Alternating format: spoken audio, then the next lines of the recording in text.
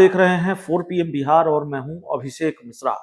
क्या होगा चिराग पासवान का, क्या होगा उपेंद्र कुशवाहा का, क्या होगा जीतन राम मांझी का? ऐसा लगता है भारतीय जनता पार्टी कभी भी अपने इन तीन नए सहयोगी दलों को झटका दे सकती है।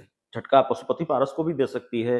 पशुपति पारस बीजेपी के झटके से बच जाएंगे, इसकी भी उम्मीद कम ही है। लेकिन ये तीन नए सहयोगी दल हैं, तीनों हाल ही में एनडीए में शामिल हुए हैं, इसलिए हम इनकी बात कर रहे हैं। अब बात ये कि झटका क्या होगा, वो कौन सा झटका बीजेपी इन तीनों सहयोगी दलों को दे सकती है।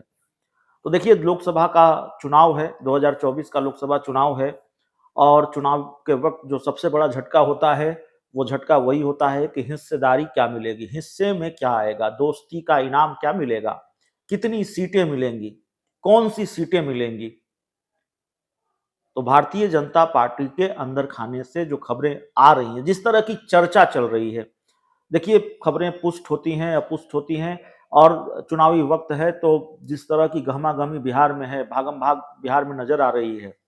सीटों को लेकर अलग-अलग तरह की जानकारियां निकल रही हैं और हर खेमे से, ऐसा नहीं है सिर्फ बीजेपी से, जेडीयू खेमे से, एनडीए खेमे से, इंडिया गठबंधन से। तो जिस तरह की जानकारियां निकलकर सामने आ रही है बीजेपी के अंदर खाने से, भारतीय जनता पार्टी बहुत रिस्क लेने के मूड में नहीं है।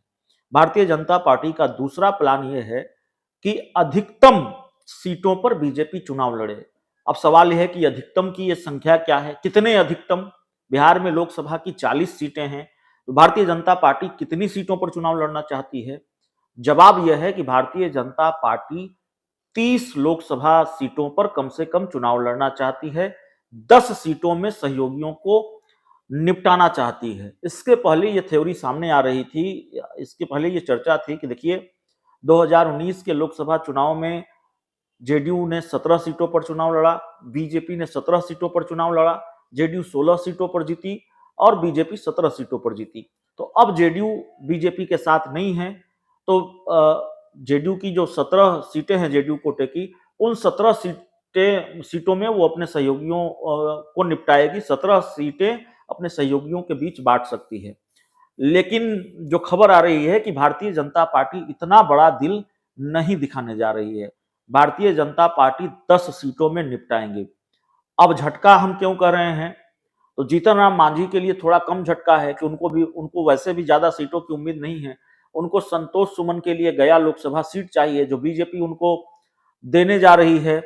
अब जीतन राम मांझी इससे ज्यादा की कोई अगर डील करके आए हैं तो वो हमें नहीं पता है।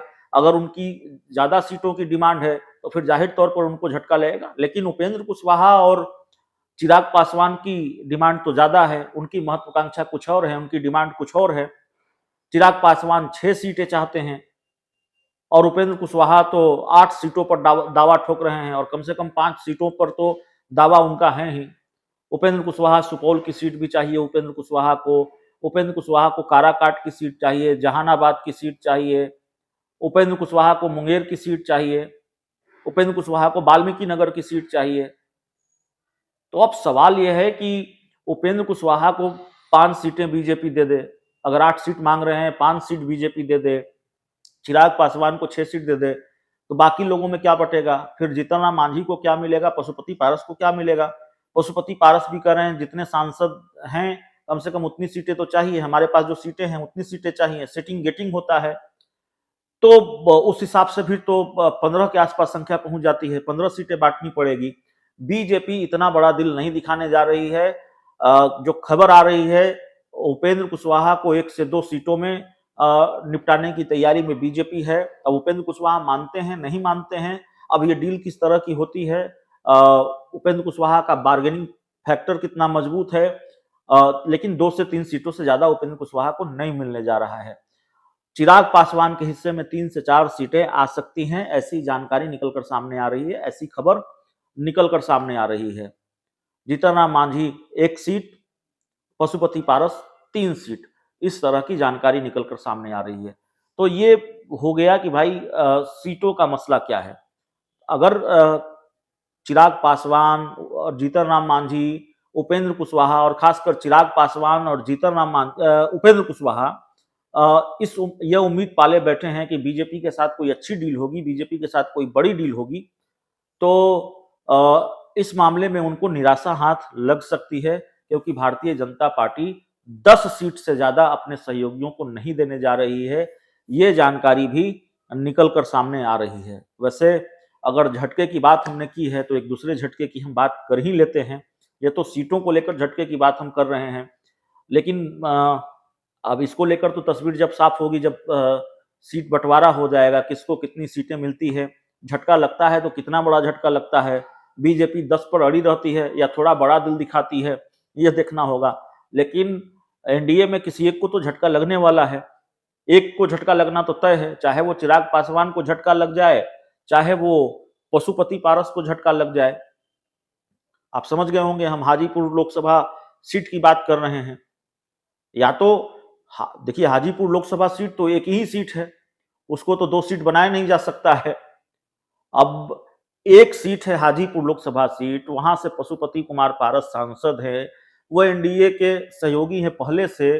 चिराग पासवान अभी हाल ही में एनडीए में शामिल हुए हैं, और कमाल की बात है कि चिराग पासवान को भी वो सीट चाहिए, हाजीपुर की सीट चाहिए, पशुपति पारस को भी वो हाजीपुर की सीट चाहिए, दोनों को हाजीपुर की सीट चाहिए। सीट एक है तो बीजेपी अब आधा आधा बांट तो नहीं सकती है, ऐसा हो नहीं सकता। या तो चिराग के खाते में वो सीट जाएगी या पशुपति पारस के खाते में वो सीट जाएगी।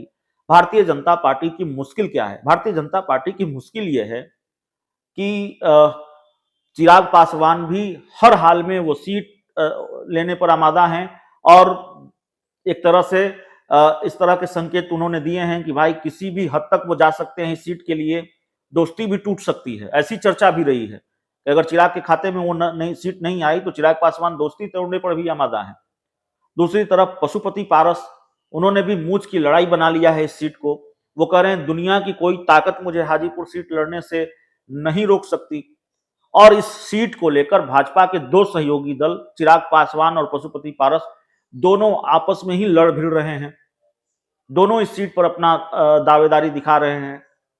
पशुपति पारस ने तो हाजीपुर सीट से अपने चुनावी अभियान का आगाज भी कर दिया है। हाजीपुर से उन्होंने पार्टी का स्थापना दिवस पार्टी कार्यालय में नहीं मनाकर हाजीपुर में मनाया है। तो उन्होंने तो सीट पर एक तरह से रुमाल रख दिया है कि भाई ये सीट हमारी ही है। उन्होंने वहां से तैयारी भी शुरू कर दी है, चुनावी अभियान का आगाज भी शुरू कर दिया है। भाजपा की मुश्किल यह है कि बीजेपी तमाशबीन बनकर फिर अपने ही 2 सहयोगी दलों के झगड़े को देख रही है। बीजेपी अभी तक ये तय नहीं कर पाई है कि ये सीट किसके खाते में जाएगी, क्योंकि जिसके भी खाते में जाएगी, एक को मनाएगी तो दूसरा रूठ जाएगा, दूसरे को मनाएगी तो पहला रूठ जाएगा। तो कोई एक तो छिटक सकता है कि जिसको झटका देगी बीजेपी। अगर चिराग पासवान को ये सीट दे देती है बीजेपी हाजीपुर, तो पशुपति पारस के लिए झटका होगा, और जाहिर है पशुपति पारस चुप तो नहीं बैठेंगे, उनका प्लान भी तैयार है। इस तरह की जानकारी भी सामने आती है। नीतीश के साथ मिलकर, लालू के साथ मिलकर पशुपति पारस खेल कर सकते हैं। दूसरी तरफ चिराग पासवान को झटका देती है बीजेपी, अगर यह सीट पशुपति पारस के पास ही रहती है तो चुप तो चिराग पासवान भी नहीं बैठेंगे। तो देखिए, झटका किसको लगेगा ये देखना होगा, पशुपति पारस को लगेगा कि चिराग पासवान को लगेगा। लेकिन सवाल सिर्फ पशुपति पारस और चिराग पासवान का नहीं है, सवाल यह भी है कि उपेंद्र कुशवाहा को भी झटका लग सकता है। चिराग पासवान को तो झटका लग ही सकता है, पशुपति पारस को भी झटका लग सकता है। सीटों की संख्या कितनी मिलेगी, कितनी सीटें मिलेंगी, ये सवाल है, क्योंकि 10 सीटों पर ही बीजेपी अपने सहयोगियों को निपटाना चाहती है।